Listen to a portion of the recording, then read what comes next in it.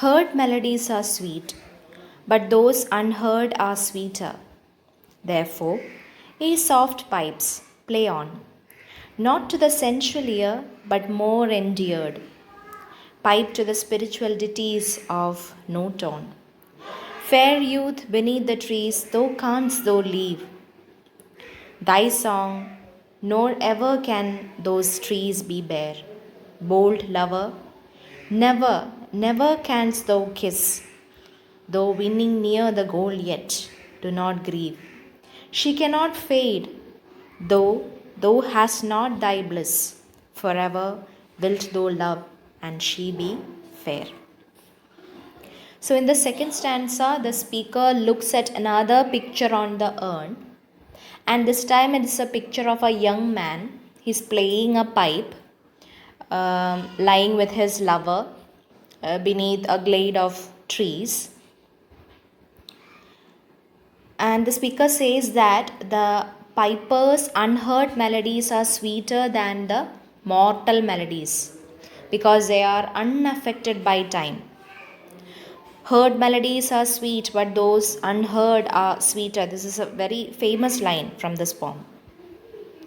The meaning is that those music that we have already heard is pleasant to hear, but the music that is not heard, which can only be imagined, is more melodious. So this thought has come from the unheard melodies arises from the urn, from the playing pipes and timbrels engraved on the urn. So the poet here asks the pipes to be played on, which cannot be heard by the physical ear, but can be heard by the spiritual ear or the imagination. The poet tells the young man on the urn with the pipe engraved that he should not give up his song. He should continue with his, playing the flute or the pipe, and the trees on the scene will never shed its leaves. It will be, evergreen forever. He also tells a youth that he can never kiss his lover because he is frozen in time. He should not grieve or be sad, and he should feel happy because that her beauty will never fade. She will be young forever. It is eternal. The young man will be physically near her, and she will ever be the same, and he will go on loving her forever. So what the poet suggests is that what is enshrined in art will last. Life is short, but eternity is promised to art, while transitoriness is a lot of life. Art lasts forever, but life is short. Ah, happy, happy boughs that cannot shed your leaves, nor ever bid the spring adieu, and happy melodist unwearied, forever piping songs forever new. More happy love, more happy, happy love, forever warm and still to be enjoyed, forever panting and forever young, all breathing human passion far above, that leaves a heart high sorrowful and cloyed, a burning forehead and a parching tongue. In the third stanza, the poet looks at the trees surrounding the lovers and feels happy that the trees will never shed their leaves.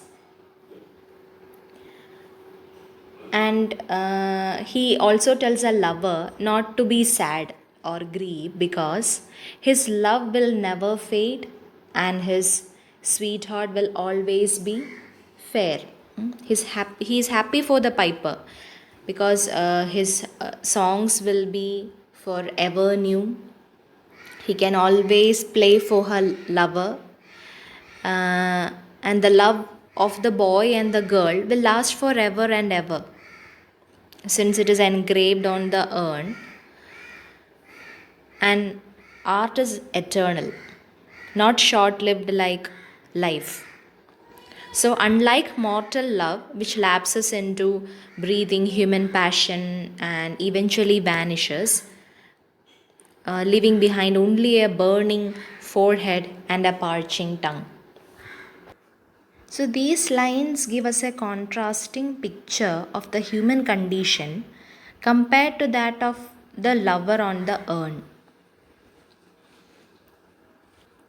Everything engraved on the urn will be unaffected and will remain the same forever.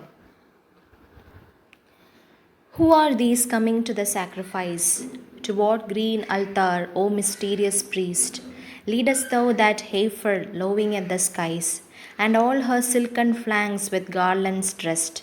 What little town by river or seashore, or mountain built with peaceful citadel, is emptied of this folk, this pious morn, and little town thy streets for evermore will silent be, and not a soul to tell why thou art desolate can ever return.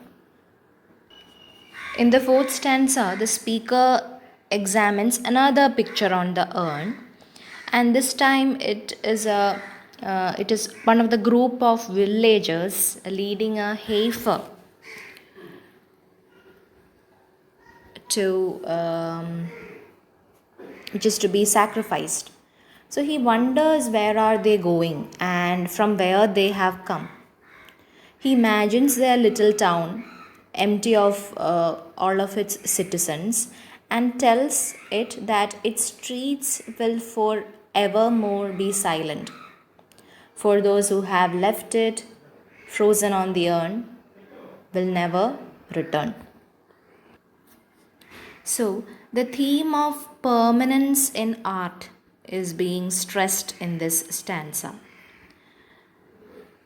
So, here we get a picture of a rural scene which is engraved on the urn, and the scene is that of a heifer. Heifer means calf, is being led by a mysterious priest to the altar for the sacrifice, and the calf has soft sides decorated with garlands, and it bellows loudly.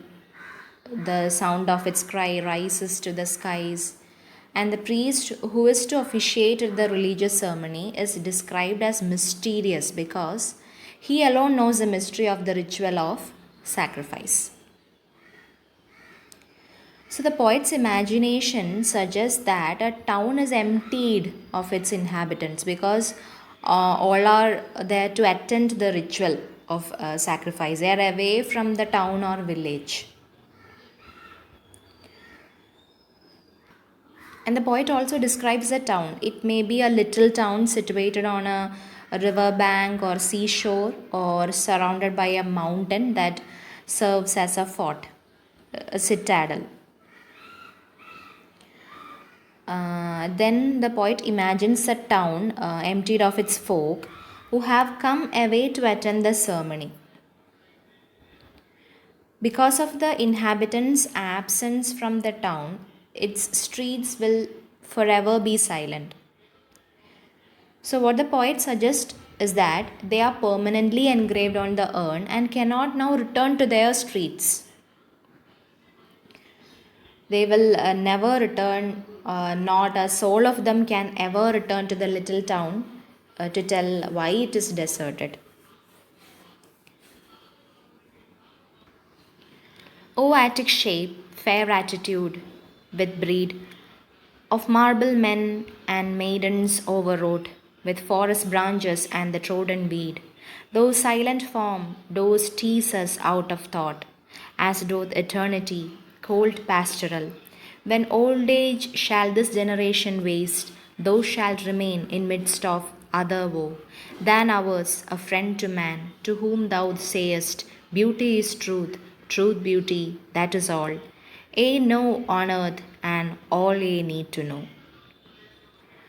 So, in the final stanza, the speaker again addresses the urn, saying that it is eternal. He thinks that when his generation is long dead, the urn will remain. telling the future generations its enigmatic lesson, that is, beauty is truth, truth, beauty. Another famous line from the poem.